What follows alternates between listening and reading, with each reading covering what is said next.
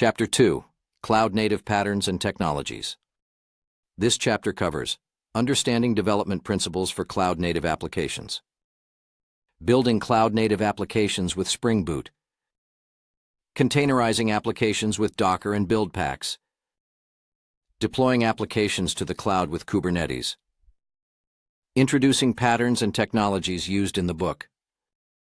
The way we design applications for the cloud is different from traditional approaches. The 12-factor methodology, consisting of best practices and development patterns, is a good starting point for building applications that can be considered cloud-native. I'll explain the methodology in the first part of this chapter, and I'll expand on it throughout the book. Later in this chapter, we'll build a simple Spring Boot application and run it with Java, Docker, and Kubernetes, as shown in Figure 2.1. Throughout the book, I'll go deeper into each of those topics, so don't worry if something is not entirely clear. This chapter aims to provide you with a mental map of the journey we'll undertake from code to production in a cloud environment, while familiarizing you with patterns and technologies that we'll use in the rest of the book. Figure 2.1. The journey of a Spring application from Java to container to Kubernetes. Finally, I'll introduce you to the cloud-native project we'll build throughout this book using Spring and Kubernetes. We'll employ all the properties and patterns for cloud-native applications introduced in this first part of the book. Section 2.1: Cloud-Native Development Principles, 12 Factors and Beyond. The engineers working at the Heroku Cloud Platform have proposed the 12-factor methodology as a collection of development principles for designing and building cloud-native applications. They have distilled their experience into best practices for building web applications with the following characteristics: suitable to be deployed on cloud platforms, scalable by design, portable across systems, enablers of continuous deployment and agility. The goal was to help developers build applications for the cloud, highlighting the significant factors that should be considered to achieve the best results. Later, the methodology was revised and expanded by Kevin Hoffman in his book Beyond the 12-Factor App, refreshing the contents of the original factors and adding 3 extra ones. From now on, I will refer to this expanded set of principles as the 15-factor methodology. These 15 factors will guide you throughout the book since they are a good starting point for developing cloud-native applications. If you are building a new application from scratch or migrating a traditional system to the cloud, these principles can help you on your journey. I will elaborate more on them when relevant, and I'll illustrate how to apply them to Spring applications. It's essential that you become familiar with them. Let's dig into each of these factors. Section 2.1.1: One Codebase, One Application. The 15-factor methodology establishes a one-to-one mapping between an application and its codebase, so there's one codebase for each application. Any shared code should be tracked in its own codebase as a library that can be included as a dependency or service that can be run in standalone mode, acting as a backing service for other applications. Each codebase can optionally be tracked in its own repository. A deployment is a running instance of the application. Many deployments are possible in different environments, all sharing the same application artifact. There is no need to rebuild the codebase to deploy an application to a specific environment. Any aspect that changes between deployments, such as configuration, should be outside the application codebase. Section 2.1.2: API First. A cloud-native system is usually made up of different services that communicate through APIs. Using an API-first approach while designing a cloud-native application encourages you to think about fitting it into a distributed system and favors the distribution of the work across different teams. By designing the API first, another team using that application as a backing service could create their solution against that API. By designing the contract up front, integration with other systems will be more robust and testable as part of the deployment pipeline. Internally, the API implementation can be changed without affecting other applications and teams, depending on it. Section 2.1.3: Dependency Management. All application dependencies should be declared explicitly in a manifest and be available for the dependency manager to download from a central repository. In the context of Java applications, we are usually well equipped to follow this principle using tools like Maven or Gradle. The only implicit dependencies an application can have on the surrounding environment are the language runtime and the dependency manager tool. This means that private dependencies should be resolved via the dependency manager. Section 2.1.4 Design, Build, Release, Run. A codebase goes through different stages in its journey from design to deployment in production. Design stage. Technologies, dependencies, and tools needed by a specific application feature are decided. Build stage. The codebase is compiled and packaged together with its dependencies as an immutable artifact called a build. The build artifact must be uniquely identified. Release stage. The build is combined with a specific configuration for the deployment. Each release is immutable and should be uniquely identifiable, such as by using semantic versioning, for example 3.9.4, or a timestamp, for example July 7, 2022_1721. Releases should be stored in a central repository for easy access, like when a rollback to a previous version is required. Run stage. The application runs in the execution environment from a specific release.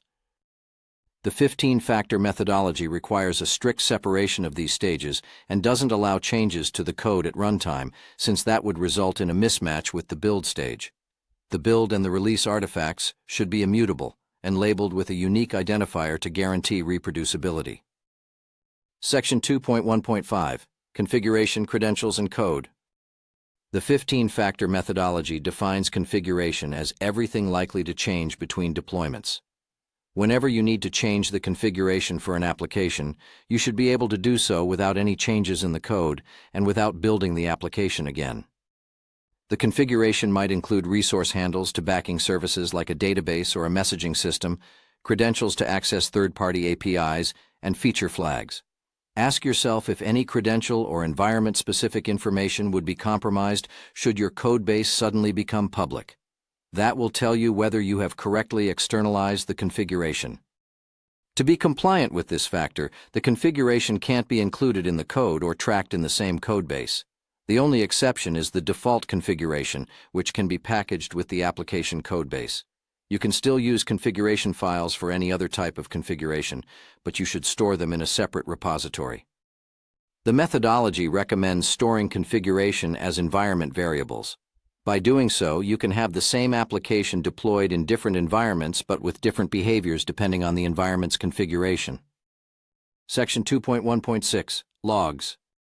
A cloud-native application isn't concerned with routing and storage of logs. Applications should log to the standard output, treating logs as events emitted in a sequence ordered by time. Log storage and rotation are not application responsibilities anymore. An external tool, a log aggregator, will fetch, collect, and make logs available for inspection. Section 2.1.7 Disposability. In a traditional environment, you would take much care of your applications, ensuring they stay up and running and never terminate. In a cloud environment, you don't need to care that much. Applications are ephemeral. If a failure happens and the application doesn't respond anymore, you terminate it and start a new instance. If you have a high load peak, you can spin up more instances of your applications to sustain the increased workload. We say that an application is disposable if it can be started or stopped at any time. To handle application instances in such a dynamic way, you should design them to start up quickly whenever you need a new instance, and gracefully shut down when you don't need them anymore. A fast startup enables the elasticity of the system, ensuring robustness and resilience. Without a fast startup, you will have performance and availability issues. A graceful shutdown is when an application, on receiving a signal to terminate, stops accepting new requests, completes the ones already in progress, and finally exits. In the case of web processes, that is straightforward. In other cases, such as with worker processes, the jobs they were responsible for must be returned to the work queue, and only afterward can they exit. Section 2.1.8 Backing Services. Backing services can be defined as external resources that an application uses to deliver its functionality. Examples of backing services are databases, message brokers, caching systems, SMTP servers, FTP servers, or RESTful web services. Treating them as attached resources means that you can easily change them without modifying the application code. Consider how you use databases throughout the software development lifecycle. Chances are that you'll use a different database depending on the stage: development, testing, or production. If you treat the database as an attached resource, you can use a different service depending on the environment. The attachment is done through resource binding. For example, resource binding for a database could consist of a URL, a username, and a password. Section 2.1.9, Environment Parity. Environment parity is about keeping all your environments as similar as possible. In reality, there are 3 gaps that this factor tries to address. Time gap. The period between a code change and its deployment can be quite large. The methodology strives to promote automation and continuous deployment to reduce the period between when a developer writes code to when it's deployed in production. People gap. Developers build applications, and operators manage their deployment in production. This gap can be resolved by embracing a DevOps culture, improving collaboration between developers and operators, and embracing the "you build it, you run it" philosophy. Tools gap. One of the main differences between environments is how backing services are handled. For example, developers might use the H2 database in their local environment but PostgreSQL in production. In general, the same type and version of backing services should be used in all environments. Section 2.1.10, Administrative Processes. Some management tasks are usually needed to support applications. Tasks like database migrations, batch jobs, or maintenance jobs should be treated as one-off processes. Just like application processes, the code for administrative tasks should be tracked in revision control, delivered with the application they support, and executed in the same environment as the application. It's usually a good idea to frame administrative tasks as small standalone services that run once and then are thrown away, or as functions configured in a stateless platform to be triggered when certain events happen, or you can embed them in the application itself, activating them by calling a specific endpoint. Section 2.1.11, Port Binding. Applications following the 15-factor methodology should be self-contained and export their services via port binding. In production, there might be some routing services that translate requests from public endpoints to the internal port-bound services. An application is self-contained if it doesn't depend on an external server in the execution environment. A Java web application would probably run inside a server container like Tomcat, Jetty, or Undertow. A cloud-native application, in contrast, would not require the environment to have a Tomcat server available. It would manage it itself as any other dependency. Spring Boot, for example, lets you use an embedded server.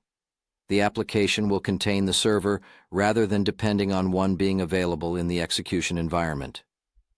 One of the consequences of this approach is that there is always a one-to-one mapping between application and server, unlike the traditional method where multiple applications are deployed to the same server.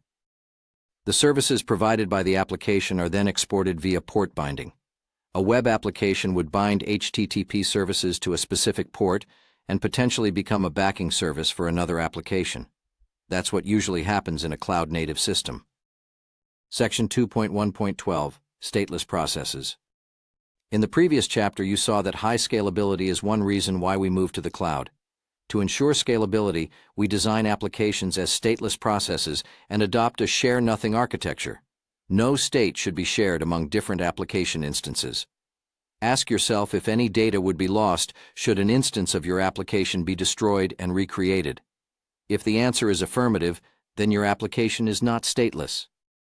No matter what, we will always need to save some state, or our applications will be useless in most cases. As a result, we design applications to be stateless and then only handle the state in specific stateful services like data stores. In other words, a stateless application delegates the state management and storage to a backing service. Section 2.1.13, Concurrency. Creating stateless applications is not enough to ensure scalability. If you need to scale, that means you need to serve more users. Therefore, your applications should allow concurrent processing to serve many users at the same time. The 15-factor methodology defines processes as first-class citizens. Those processes should be horizontally scalable, distributing the workload across many processes on different machines, and this concurrent processing is only possible if the applications are stateless. In JVM applications, we handle concurrency through multiple threads, available from thread pools. Processes can be classified according to their types. For example, you might have web processes that handle HTTP requests and worker processes that execute scheduled jobs in the background. Section 2.1.14, Telemetry. Observability is one of the properties of cloud-native applications. Managing a distributed system in the cloud is complex, and the only way to manage such complexity is by ensuring that every system component provides the correct data to monitor the system's behavior remotely. Examples of telemetry data are logs, metrics, traces, health status, and events. Hoffman uses a very catchy image to stress the importance of telemetry. Treat your applications like space probes. What kind of telemetry would you need to monitor and control your applications remotely? Section 2.1.15, Authentication and Authorization. Security is one of the essential qualities of a software system, but it often doesn't get the necessary attention. Following a zero-trust approach, we must secure any interaction within the system at any architectural and infrastructural levels. There is undoubtedly more to security than just authentication and authorization, but those are a good starting point. With authentication, we can keep track of who is using the application. Knowing that, we can then check the user permissions to verify whether the user is allowed to perform specific actions. A few standards are available for implementing identity and access management, including OAuth 2.1 and OpenID Connect, which we will use in this book.